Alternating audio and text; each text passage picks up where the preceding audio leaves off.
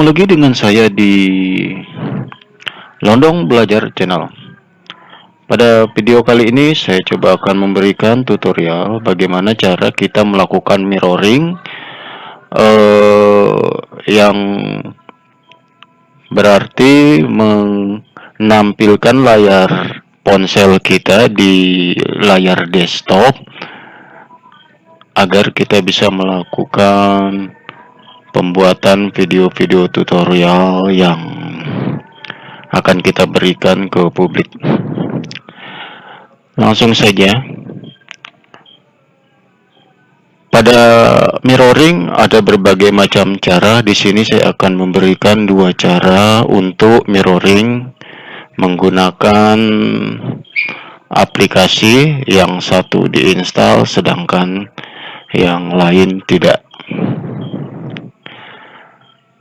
Hal pertama yang harus kita lakukan pada saat mau mirroring, kita harus menyiapkan smartphone, sudah jelas, kemudian kabel data. Kabel data adalah kabel yang akan menghubungkan antara smartphone kita dengan layar desktop kita.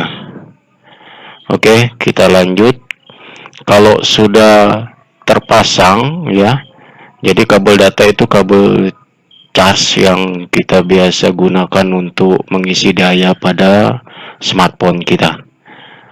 Kita colok, kemudian kita atur pengaturan pada smartphone. Untuk pengaturannya, kalian bisa perhatikan tampilan smartphone saya. Saya menggunakan Redmi 4 untuk mirroring ke layar desktop saya. Yang kalian lihat ini adalah layar dari smartphone saya yang sudah melakukan mirroring. Oke, langsung. Pertama-tama kita klik menu setelan. Nah, di menu setelan ini kita cari ke bawah. Di bawah ada yang namanya atau tulisannya tentang ponsel. Itu kita klik saja ini ya, tentang ponsel. Selanjutnya akan masuk ke spesifikasi ponsel kita. Nah, ini adalah spesifikasi pabrik yang diberi ke smartphone. Di sini ada versi MIUI ya. Ini kita klik sampai minimal 7 kali. Kita klik sampai muncul tulisan di bawah sini, Anda sudah jadi pengembang. Kita klik ya. Nah, muncul tulisan ini, tidak perlu Anda sudah menjadi pengembang. Nah, kalau itu sudah kalian klik, silakan kembali. Lalu masuk ke menu setelan tambahan. Di setelan tambahan ini akan muncul menu opsi pengembang. Jadi kalau kita tidak mengklik 7 kali tadi pada versi MIUI itu, ini tidak akan muncul. Tetapi kalau sudah kita klik bahwa kita sudah jadi pengembang, maka opsi ini akan muncul. Kita klik saja. Nah, di sini kalian akan disuruh debugging USB. Ini diaktifkan. Nah, kalau kalian lihat ini debugging saya sudah aktif. Nah, setelah diaktifkan sudah, kita posisi standby sambil kita mengatur settingan yang ada pada desktop. Perhatikan, ini saya tutup dulu. Kita masuk ke browser. Kemudian kita cari file yang bernama scr.cpy. Ya, ini akan muncul situs-situs yang menyediakan file itu. Saya pilih salah satu saja, contohnya ini. Kemudian pada situs ini, di sini ada pilihannya Windows yang kita gunakan Windows 32 bit atau 64 bit. Nah, kalau kita menggunakan 64 bit kita download yang ini. Kalau misalnya 32 bit kita download yang ini. Khusus untuk Windows saya rekomendasikan untuk Windows 10. Karena Windows 10 memiliki kelengkapan yang mensupport setiap perangkat-perangkat yang baru. Jadi sudah sangat support sekali. Selanjutnya setelah kita download, nanti tampilannya akan muncul seperti ini ya. Kebetulan saya sudah download. Nah, ini kita ekstrak. Kita ekstrak terserah simpannya di mana. Kita simpan misalnya di D, kemudian kasih SCR.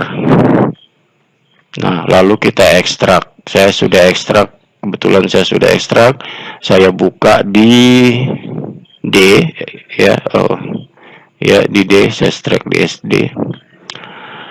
Kemudian di sini sudah saya ekstrak dan ini file-filenya.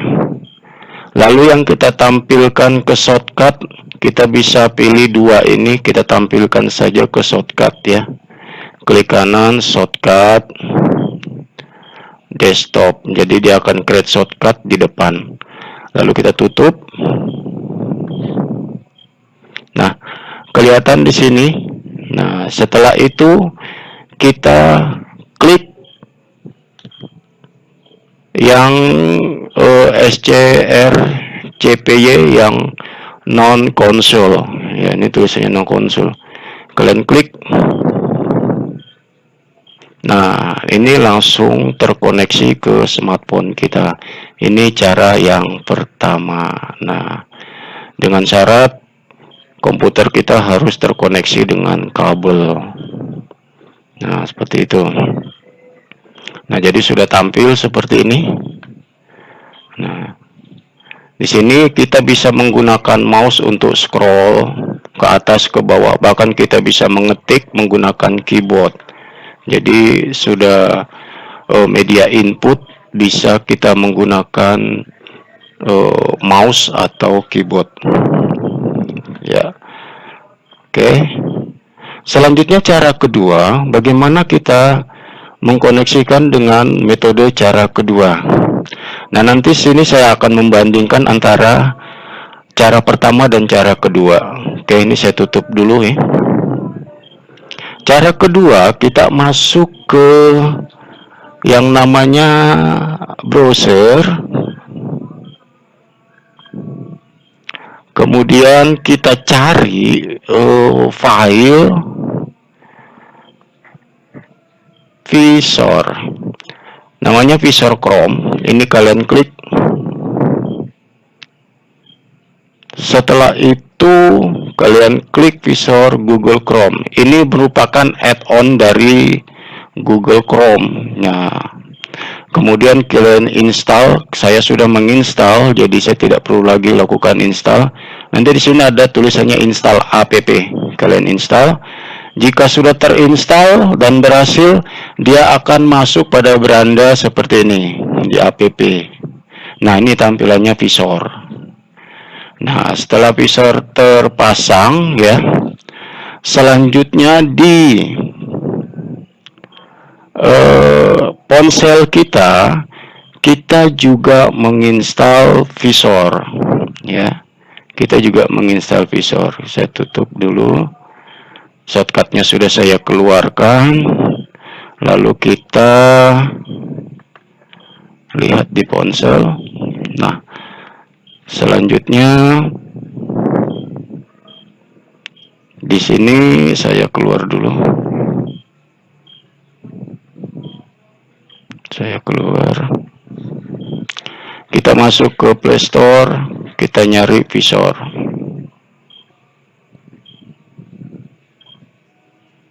Nah, di sini kita cari visor. Nah, ini yang menggunakan teknik install ya.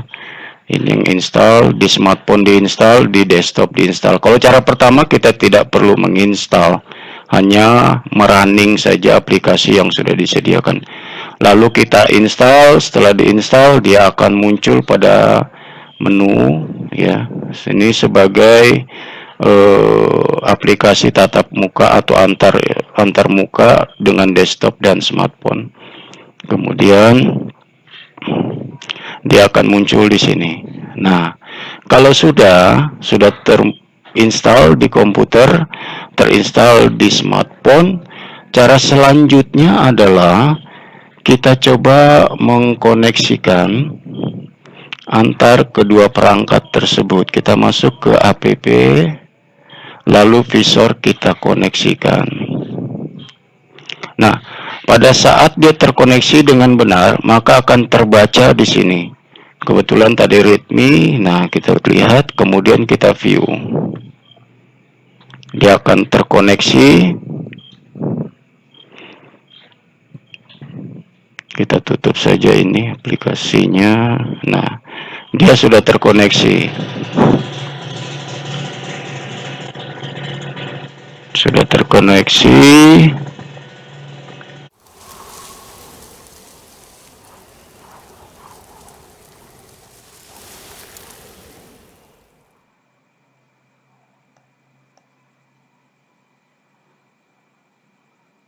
Oke, ini tampilannya sudah seperti ini. Sekarang kita bandingkan antara kedua mirror yang sudah saya buat. Yang satu menggunakan install, yaitu visor, kemudian yang lain menggunakan file aplikasi yang tinggal di running. Kita lihat dari segi kemampuannya ya.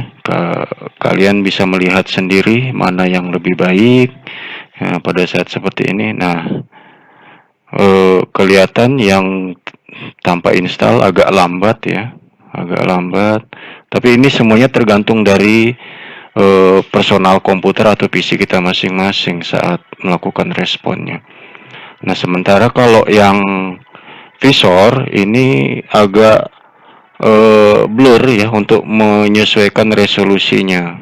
Nah, coba lihat di sini langsung tampil jernih, sementara ini masih ngeblur. Nah, kelihatan pada saat ini udah ngeblur. Nah, jadi pada kedua cara ini kalian bebas memilih yang mana yang lebih praktis. Silakan ambil cara yang akan kalian gunakan, bisa dua-duanya atau bisa pilih salah satu. Misalnya di PC tidak bisa menggunakan yang menggunakan SCR, ini kalian bisa gunakan yang visor ya. Jadi ada alternatifnya. Oke.